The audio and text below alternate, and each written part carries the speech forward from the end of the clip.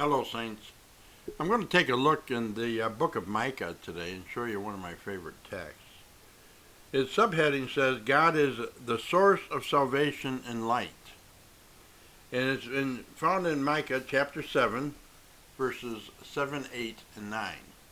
And this is how it reads. I'm reading out of the NASB. He says, But as for me, I will watch expectantly for the Lord. I will wait for the God of my salvation. My God will hear me. Do not rejoice over me, O my enemy. Though I fall, I will rise. Though I dwell in darkness, the Lord is a light for me.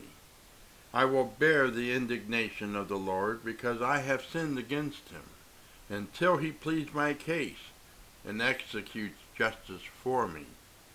He will bring me out to the light, and I will see his righteousness. This is a very powerful verse and a very powerful promise to people who have been held in exile for sinning. Remember, both the northern and the southern kingdoms were taken into exile. Idol worship was the primary purpose. But I think of this as an Adventist, and I see that what we have here is a form of judgment. And though we bear the indignation of God because of sin, it says here, until he pleads my case and executes justice for me. Now, when we look in the book of Daniel, chapter 7, there's a judgment of the little horn. The little horn power there in Daniel 7, verse 8, is saying boastful words, blasphemy against God, taking upon himself the prerogatives of God. And verses 9 and 10 describe this judgment.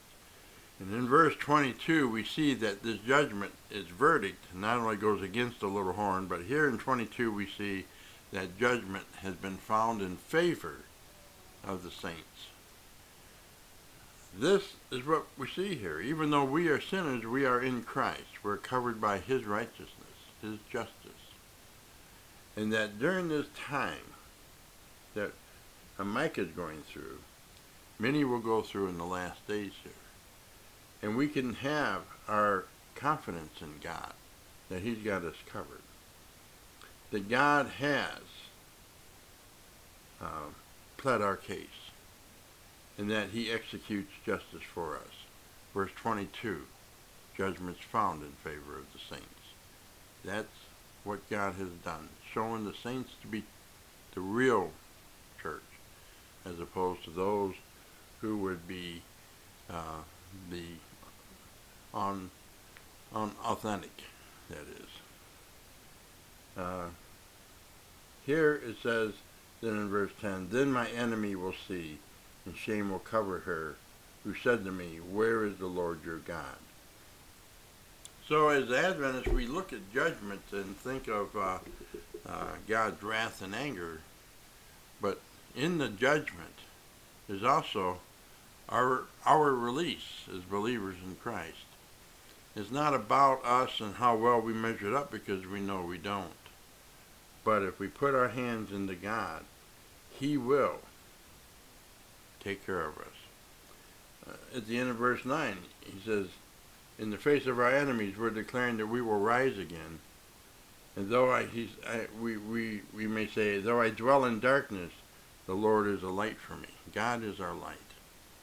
Sin is the darkness. And if we put ourselves and bear the indignation of God, God will stand for us. And that's where we can trust him to know that he will bring us out of this judgment into his light. And I will see his righteousness. That is his justice. And God is a just God. This is the cross of Calvary, where this is all displayed there in Romans chapter 3, verses 24 to 26. There we see at the cross, God had shown himself to be just and the justifier of those who would have faith in what Jesus did on the cross. And this is a promise not just given to Israel, but given to you and me. Believe this promise and have security that God has you safe in his hands if you will trust him. Blessings.